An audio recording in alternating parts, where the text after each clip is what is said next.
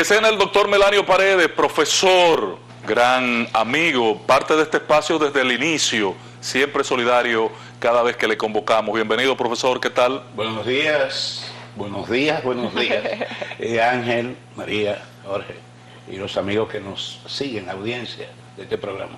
Un placer tenerle aquí. Antes de irnos al tema político, como decía Ángel, el tema educativo que en este gobierno que ya cumplió 3 años, la verdad es que yo digo, estamos en el mismo lugar donde nos dejó Danilo Medina.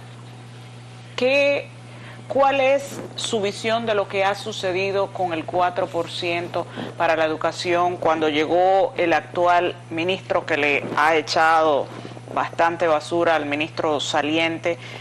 Dijo que ese dinero se había echado en un zafacón. Y el tema de la calidad, no hay manera de que podamos variar las estadísticas. Seguimos en el mismo lugar 10 años después. Y la preocupación no es que estemos en el mismo lugar, sino que hayamos retrocedido algunos pasos. Porque efectivamente, si hay una frase que estigmatiza, identifica lo que ha pasado estos 3 años en materia educativa, es la improvisación.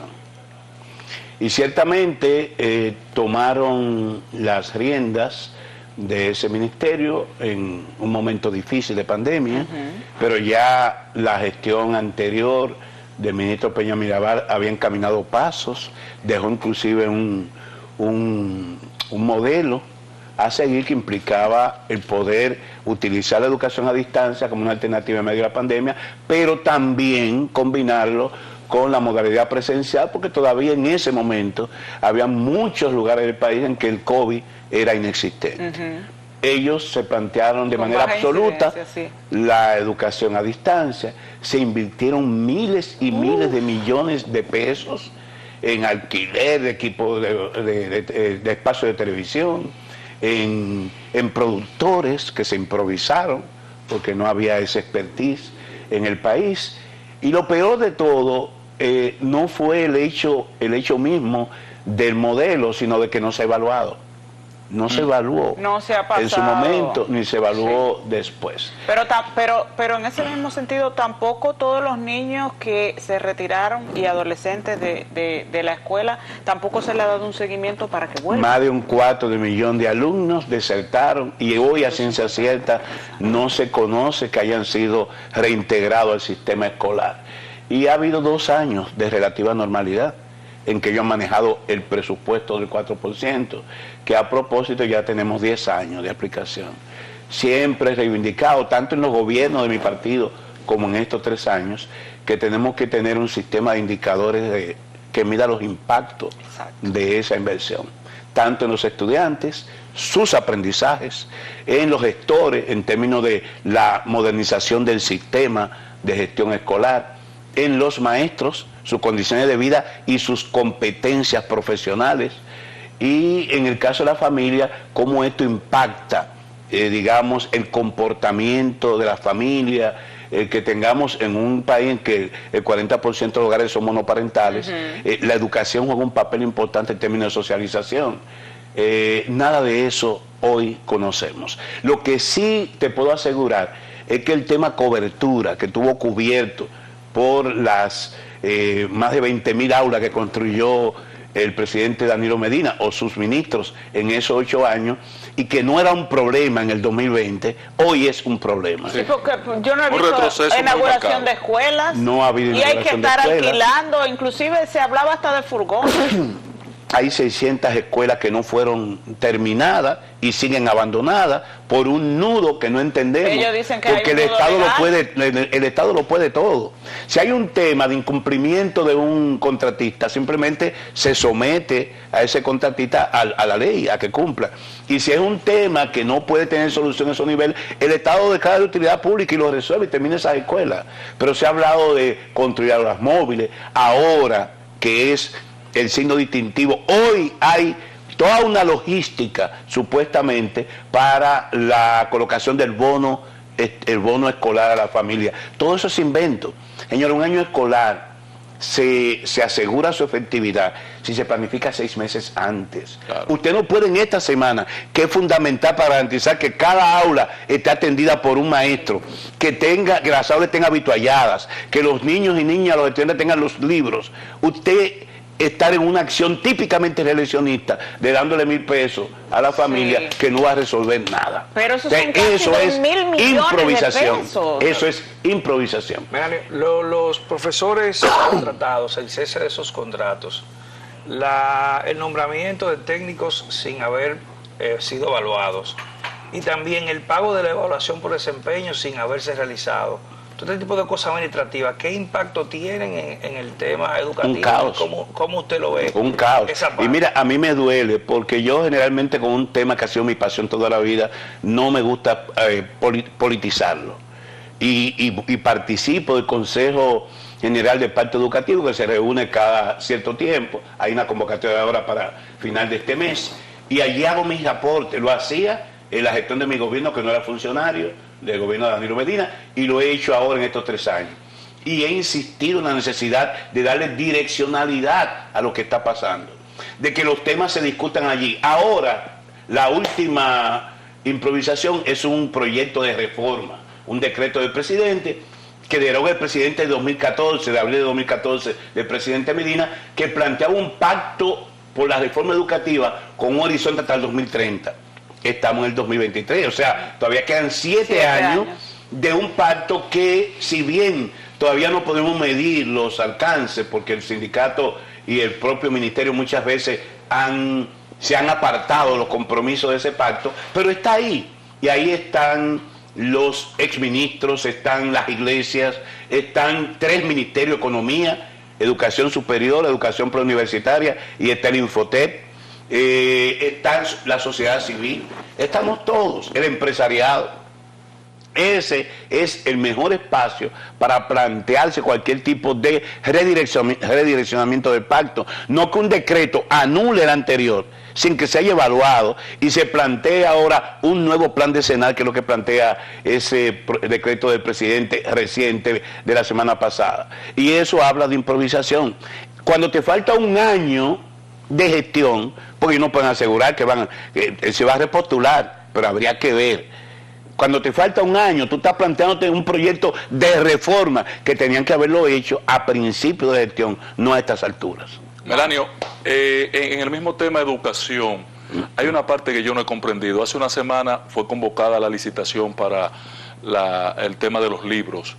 Eso es factible, eso tiene sentido. Porque o sea, van a comenzar el año sin libros. Es una cuestión de interés. Yo no he entendido. ¿Qué es lo que está pasando ahí? Usted que domina los empresarios están un poco molestos. El tema de los libros, que como dice el flamante director de una unidad editorial que se creó, que atacó en aquel momento mis textos integrados, ahora reivindica que el ministerio haga los textos, pero un pastel de 5.000 millones de pesos. Ay, Dios, ahí está el detalle, ya no siga. Y ahí está el detalle, son intereses. Cuando uno ve los alegatos de uno y otro lado, no aparece por ningún lado la calidad del contenido de los textos, no aparece la coherencia que deben tener esos textos con un currículum que se actualizó en el 2016, no aparecen los indicadores de logro de aprendizaje de los alumnos, que es lo fundamental que debe tener un texto para que pueda hacer sentido con el mejoramiento de la calidad educativa. Ahí lo que se habla de repartición del pastel, quién lo imprime y a qué empresa se le da la edición, pero producción una cosa, o impresión de esos libros. libros. ¿Y por qué Melanio, no lo empiezan con tiempo para que los estudiantes profesor, puedan tener porque ¿cómo es que van a licitar eso? ¿O ya estaban repartidos? ¿O porque el 28 comienzan las clases? La sociedad debe demandar un esclarecimiento de esa situación. Yo tengo elementos, sigo reuniendo elementos, que en su momento la misa técnica del Partido de Liberación Dominicana va a fijar una posición sobre el tema, pero evidentemente que ahí hay muchas sombras, no hay transparencia en ese tema. Y señores, insisto, yo recuerdo que encontré en el 2008 el año escolar planificado por la anterior ministra Alejandrina Germán, y me monté en esa planificación. Pero el 2009-2010, nosotros comenzamos 8 meses antes de iniciar el año escolar a prepararlo. Por ejemplo, los libros de registro que es parte de todo ese avituallamiento que debe tener las escuelas. El libro de registro debe estar desde el primer día Claro. en el aula, porque es la bitácora. Claro. Es lo que recoge el desenvolvimiento del aula, de los alumnos y de la gestión de los docentes durante todo el año. Si con los textos andamos así, habría que ver qué pasa con el libro de registro y otros materiales indispensables para que pueda garantizarse un inicio de año escolar con alguna perspectiva de éxito. Pero nada de eso existe hoy.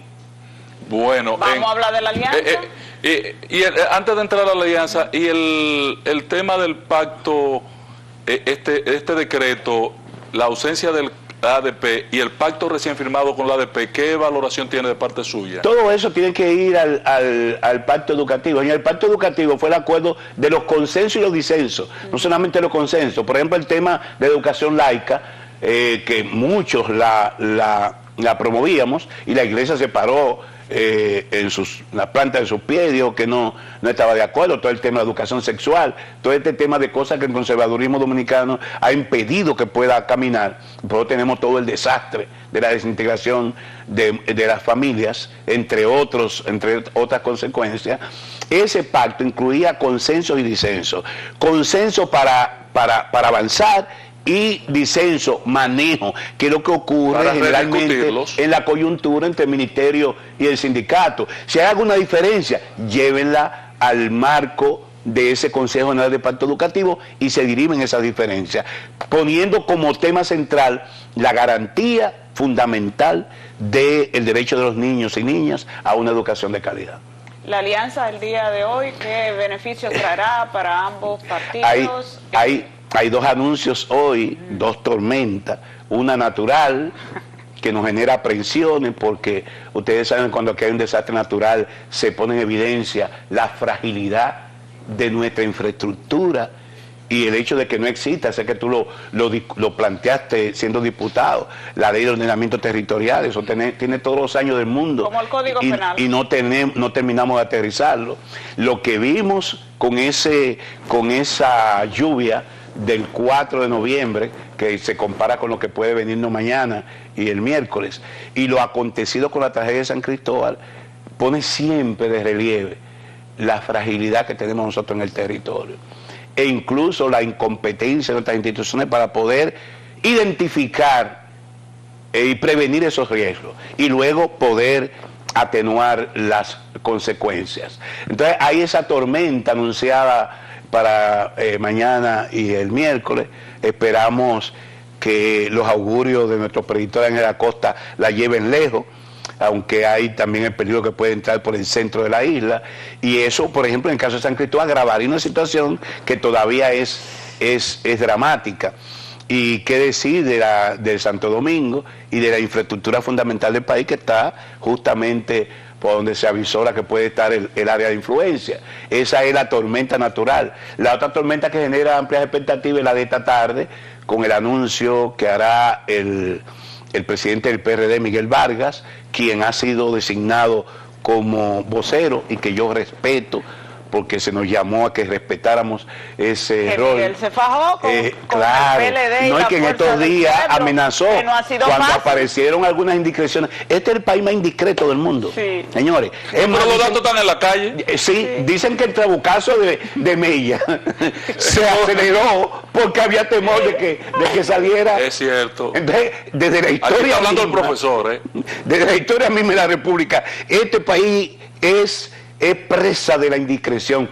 Y la indiscreción puede Pero ¿qué significa abortar. la trayectoria, Melanio? Usted que tiene expertise, vivencias políticas, ¿qué significa esto? Porque al día de hoy todo el escenario pinta gobierno, reelección y dueño del escenario el PRM. Tú sabes que es una de mis intenciones. La tragedia de San Cristóbal mató el anuncio de la reelección.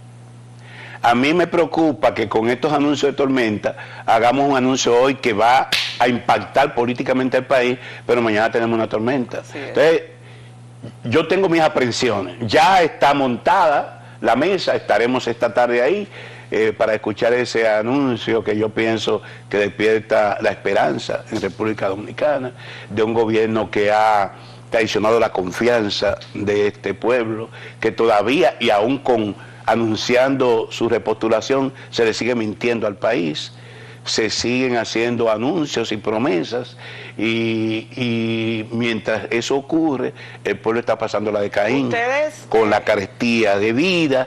Este año se avisora que tendremos el crecimiento más bajo en los últimos 50 años, se habla de 1.2% del Producto Interno Bruto. Que eso no habrá generación de empleo. Y al mismo tiempo, también un gobierno que luce hipotecado, porque como yo he dicho, parece un traganíquel, se engulle todo. En préstitos, 25.000 millones de dólares de incremento neto en nuestra deuda consolidada. Y eso supera todos los gobiernos de Balaguer. Pero ellos dicen que no, porque ha crecido el Producto Interno Bruto. Ellos quieren, no, pero consolidado y en absoluto es así. Es así. En referente. Ellos quieren hacer trucos, claro, manejando estadísticas. Datos relativos. Ajá, porque no es el producto, con los ingresos ellos tienen que medir ese impacto. Entonces, además de eso, están pidiendo adelanto de impuestos. Eso. Una medida más mala ilegal, inconstitucional, porque eso es deuda. En definitiva, eso es deuda. E hipoteca una eventual gestión que le va a suceder a ellos.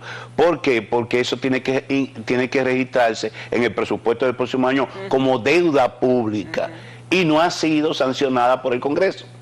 Se dice que más de 20.000 millones de pesos han pedido adelanto en esta etapa, solo el sector financiero. 25 en esta etapa y 20 que hicieron el año pasado. Ay, así es. Entonces, ante esas expectativas, el anuncio de esta tarde genera en una gran parte de la población que añora ya salir del engaño del cambio, la posibilidad de que la oposición, en términos generales, actúe con la visión. ¿Van a estar Danilo y Leonel presentes? No, creo que estarán los secretarios generales de los partidos, de la Fuerza del Pueblo y del PLD, y naturalmente Miguel, presidente del PRD, pero quien funge de vocero. Y habrá una representación de las tres fuerzas políticas. Ustedes se han fijado, aunque el presidente ha dicho y en su pequeño discurso para anunciar que, o sea, parece que la estrategia es lo mismo, anticorrupción, impunidad, etcétera, etcétera. No, ha cambiado, Sin María. embargo, es honestidad. Honestidad que hay que tomarlo con pinzas. Anticorrupción, pero eso le quizás le lucía antes de que fueran. Tú has dado en el clavo. Si tú ves las tres rendiciones de cuentas, en la primera rendición de cuentas mencionada la palabra corrupción 64 veces, sí. En la segunda rendición de cuentas 2 veces, y en la última ninguna vez. Pero el tema de los recursos del Estado, yo veo, por lo menos en mi circunscripción y en la circunscripción también número 1, aspirantes, porque ni siquiera son candidatos, son aspirantes a ser candidatos, van a ser medidos en una encuesta, pero yo no había visto tanta publicidad. Hay un joven en la circunscripción número 2 y yo dije, pero aquí hay letrero y valla de candidato de la circunscripción 1 y yo nunca había visto. Y hasta de regidores. Sí, y en árboles también. No, porque en Santo Domingo Oeste están metiendo unos palos, unos postes de concreto para poner ellos entonces sus afiches. Es el destape. Farideh Raful la vi en operativos con el plan social, con salud pública, con los militares. Yo digo, pero Dios mío, ¿qué es esto? ¿Y tú sabes Ustedes por qué? La llevan pesada. ¿Y tú sabes por qué yo hablo de engaño? Porque justamente su retórica fue esa. Su retórica fue oposición radical a los endeudamientos. Su retórica era el uso abusivo de recursos de Estado que el PLD quería convertir en partido único. Su retórica fue justamente la corrupción y la impunidad. Y ellos acumulan de todo, en demasía.